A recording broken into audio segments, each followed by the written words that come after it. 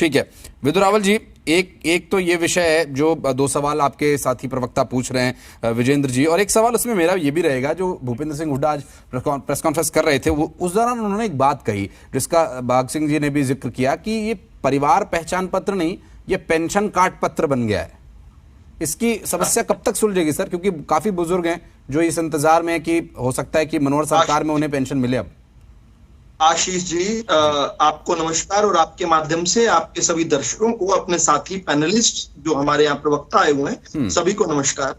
आशीष जी, आपने जो नाम लिया वो नाम ठीक नहीं है। वो भूपेंद्र सिंह नहीं है, वो जुठेंद्र सिंह हैं, और इसी कारण से वो आपकी डिबेट के अंदर अपना प्रवक्ता भेजने की हिम्मत नहीं कर रहे हैं। आपने उनके प्रवक्ताओं को बुलाया, लेकिन उन्हें जैसे पता चला कि उनके इन झूठे दावों पर चर्चा होगी तो डिबेट से भाग गए वो। ये अपने आप में झूठ बोलना और भाग जाना, ये जिस प्रकार से कांग्रेस का एक चरित्र बन गया है, आज उस चरित्र पर जरूर बात होनी चाहिए। मुझे जानकारी थी कि यहाँ पर आकर भूपेंद्र सिंह नहीं, जुठेंद्र सिंह हुड्डा ने जो झूठ बोले हैं, उन झूठों का मुझे आज पर्दाफाश करना था। मैं पूरी तैयारी के साथ आया था और आज उनकी गैर हाजिरी में भी करूंगा। एक एक मुद्दा उठाकर वो देखने, अगर 1 घंटे की डिबेट के अंदर हिम्मत है तो अपने किसी प्रवक्ता को यहाँ पर भेजे हो, और मैं आपके पीसीआर से भी कहूंगा कि उनके प्रवक्ताओं से निरंतर संपर्क करें। ये बताएं प्रदेश को कि वो झूठ बोलते हैं। स्पिट एंड रन की जो उनका थ्योरी है, राहुल गांधी से लेकर भूपेंद्र सिंह हुड्डा तक एक ही पूरी कार्यप्रणाली है। मेरे सवाल पर भी आ जाइए, भाग जाना। अब आपके सवाल पर सीधा आपने भूपेंद्र सिंह हुड्डा का नाम लिया। उन्होंने कहा परिवार पहचान पत्र पेंशन पत्र बन गए। अच्छा, भूपेंद्र सिंह हुड्डा के समय क्या हुआ करता था उसके बारे में एक बार जांच कर लें। किस प्रकार से एक बुजुर्ग को दर दर की ठोकरें खानी पड़ती थी, उसके बाद भी उसकी पेंशन नहीं लगती थी। कितने रास्ते के मिडलमैन जो होते थे उनकी जेबें गर्म करनी पड़ती थी। आशीष जी, मैं आंकड़े के साथ आपके पास बैठा हुआ हूं। परिवार पहचान पत्र इतना क्रांतिकारी कदम है जिसकी देश में नहीं विदेशों तक में चर्चा हो रही है और तारीफ हो रही है। और उसके तहत जब मैं और आप बात कर रहे हैं तो चंद महीनों में 7,000 कितने 7,000 बुजुर्गों को घर बैठे हुए, बिना कोई आवेदन किए हुए, बिना कहीं पर एप्लीकेशन लगाए हुए, उनकी घर बैठे पेंशन चालू हो गई। वो किसी सरकारी दफ्तर में 5.5 लाख बुजुर्गों की कार्ड भी दी गई। हुड्डा जी का दावा। उस पर एक मिनट मुझे ये बात पूरी करने दीजिए। इस पर तुरंत मुझे जवाब देने का अवसर दीजिएगा। किसी दफ्तर में नहीं जाना पड़ा किसी बुजुर्ग को, किसी सरकारी मुलाजिम को या किसी बाहर बैठे किसी गुर्गे को जेब नहीं गर्म करनी पड़ी। मुझे आप सोच के बताइए, दुनिया के इतिहास में ऐसी एक योजना जिसमें बिना आवेदन के आपको लाभ मिलता है, वो परिवार पहचान पत्र के तहत मिला। अब आता हूं 5.5 लाख की फिगर। ये 5.5 लाख के लिए जुठेंद्र सिंह हुड्डा को कोई सपना आया था क्या? कौन सा सपना है? कौन सा आंकड़ा? दिखाओ 5.5 लाख। मैं आपको सही आंकड़ा रखता हूं। 2019 से 2022 तक विभिन्न कारणों से 2,77,676 बुजुर्गों की पेंशन बंद हुई है। दोबारा से नोट कीजिए, 2,77,676 बुजुर्गों की पेंशन बंद हुई है, जिनमें से 2,41,183 बुजुर्ग जो है वो इस धरती पर ही नहीं है। वो आज स्वर्ग लोक सिधार गए हैं। तो उनको क्या स्वर्ग में जाकर पेंशन देकर आना चाहते हैं भूपेंद्र सिंह हुड्डा? मैं ये जानना चाहता हूं। इसके अलावा जो बचे 25,000, जो केवल 25,000 के करीब 30,000 के करीब जो रह गए हैं, उन पर जो हमने कानून नहीं बनाया। विजेंद्र सिंह रेड्डी जी का मैं बहुत सम्मान करता हूं, बहुत वरिष्ठ प्रवक्ता है वो इंडियन नेशनल लोकदल के। उनकी जानकारी मैं देना चाहता हूं। ये हमने कानून नहीं बनाया, हमने तो कानून का पालन किया और होना चाहिए। आज पूरे देश के अंदर जब ये चर्चा चली है कि पात्र और जरूरतमंद लोगों को पेंशन मिलनी चाहिए, हर सरकारी लाभ मिलना चाहिए, फ्रीबीज नहीं मिलनी चाहिए, लक्षित होनी चाहिए, तो ये जो 25,000 लोग हैं ये वो लोग थे जो या तो सरकारी पेंशन ले रहे थे या जिनकी आय जो थी अधिक थी। अब दूसरी बात पर आ जाता हूं।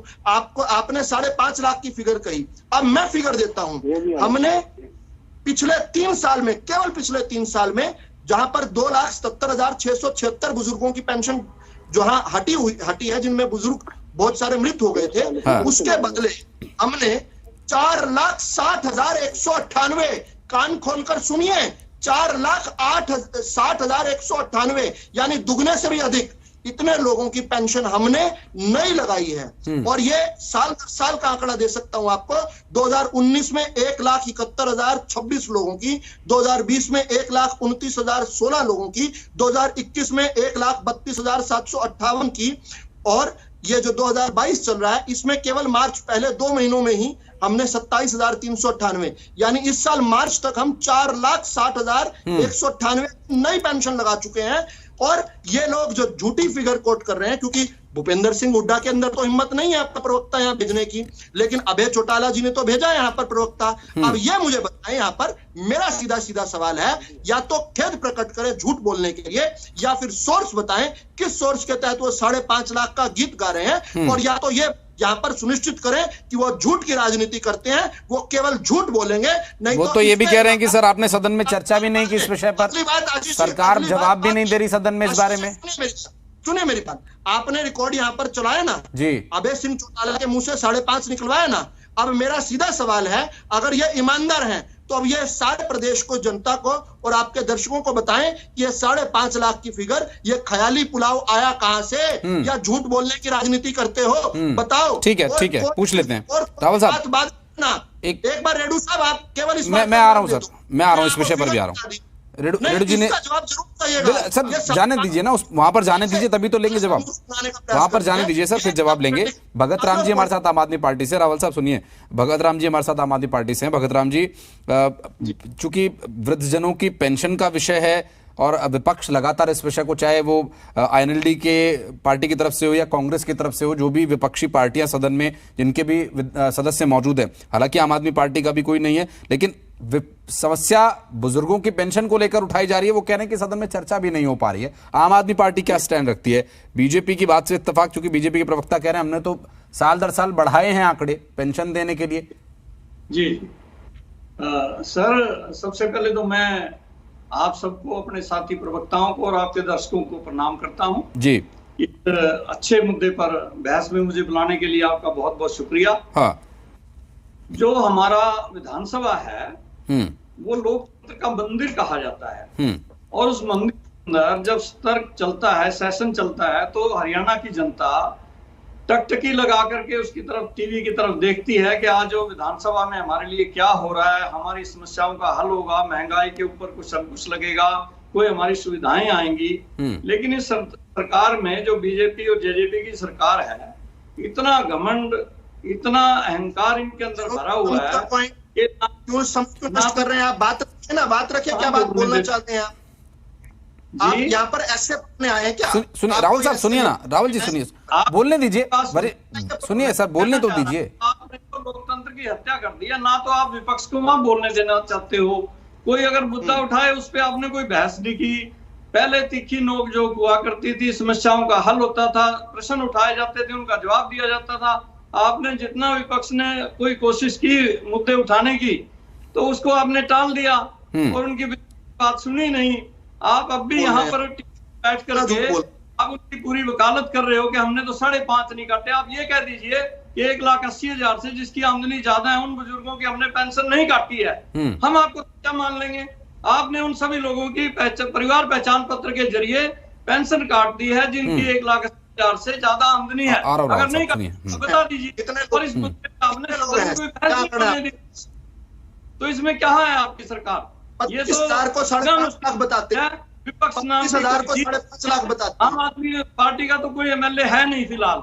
आम आदमी पार्टी जब आएगी तो बता देगी कि हम क्या करेंगे। तुमने कर रखा है, कांग्रेस में दम नहीं है, इन्हें लोग एक MLA, तो बेचारे क्या करें? उनको आप बोलने नहीं देते ना, उनकी बात सुनते हो सदन के अंदर, और फिर आप यहाँ करके कहते हो हमारे पास तो आंकड़े, तो बढ़ाई है।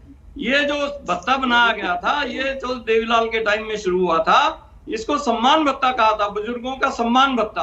आपने इसको पेंशन बना दिया। आपने कहा था हम 5,000 करेंगे, 5,000 करने की बजाय आपने 2,000 पे टेक दी, फिर उसको आप 500 बढ़ाने लगे कि मतलब इसको वोट चाहते हैं। अब आपने हमारे को कर दिया।